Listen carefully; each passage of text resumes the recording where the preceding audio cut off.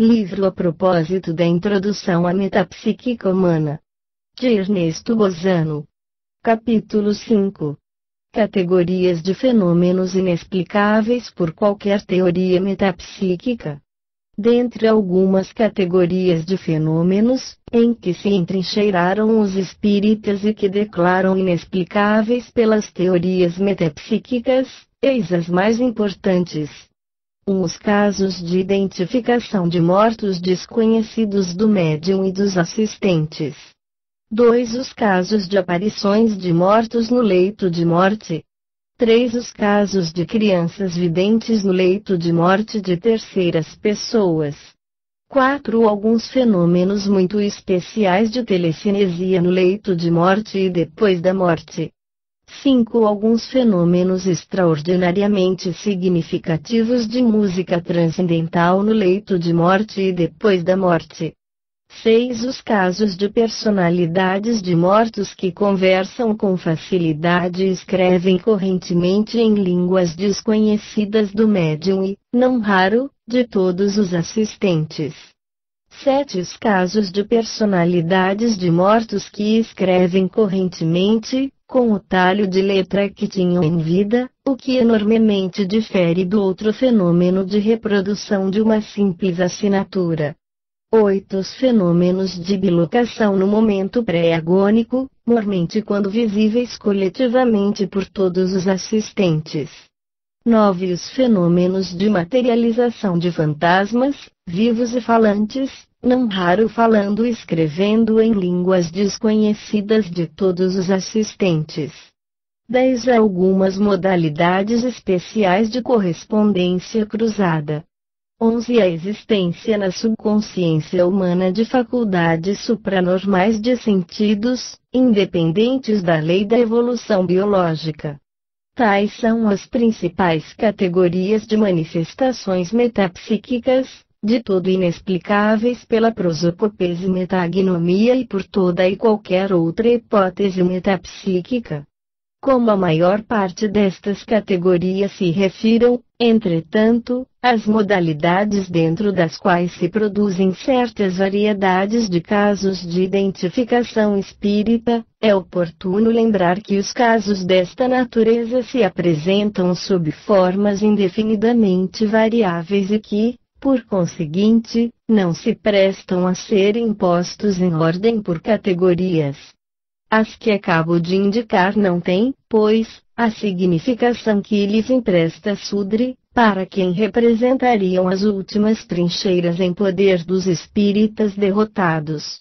Esta é ainda uma frase retumbante disparada pelo autor, como simples artifício de retórica, pois, na realidade, os casos de identificações espíritas, inexplicáveis pelas hipóteses naturais, se verificam em todos os ramos de manifestações metapsíquicas. Mais adiante apresentaremos, neste gênero, exemplos dignos de nota. No entanto, mesmo mantendo-se dentro do círculo das categorias que acabo de enumerar, é claro que Sudre, se quisesse tentar uma crítica eficaz, nos casos nelas contidos, deveria não se afastar das boas normas e escolher os casos típicos apresentados pelo adversário, para, depois de convenientemente analisados, submetê-los, uns após outros, a uma crítica minuciosa, penetrante e completa. Nos casos dessa natureza, com efeito, as circunstâncias mínimas têm capital importância, como só ia acontecer nas investigações policiais, onde os detalhes menos impressionantes são os que quase sempre dão a chave esclarecedora para os casos mais intrincados.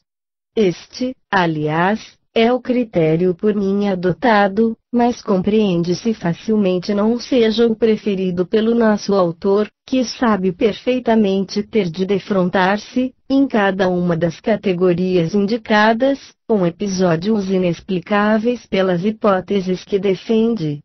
Isto é que o obriga a permanecer dentro do método predileto seu, de passar de leve pelos casos mais inquietadores, detonando apenas, de quando em vez, uma das suas frases habituais, e de se deter somente nos episódios mais defeituosos, mais abortivos e menos concludentes obtidos em meio século de experiências, para depois, nesse material de refúgio, aplicar os seus sofismas e os seus paralogismos.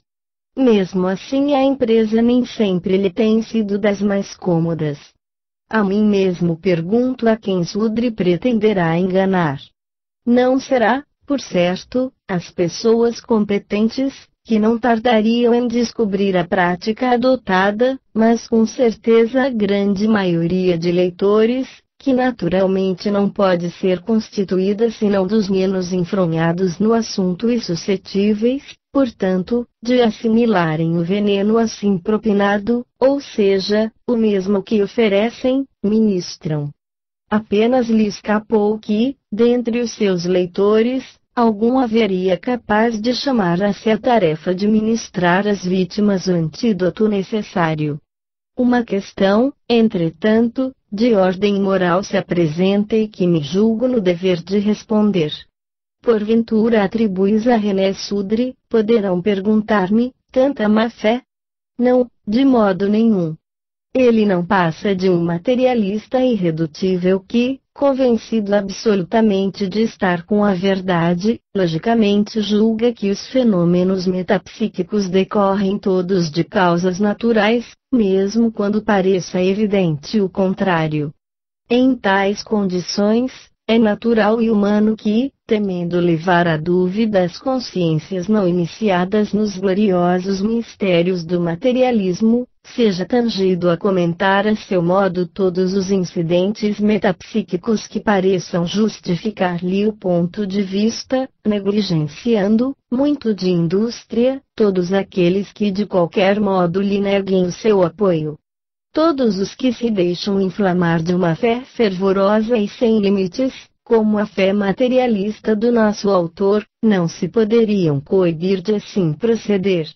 Sudri se conduz no assunto como, nas lutas sociais e políticas, inúmeros demagogos.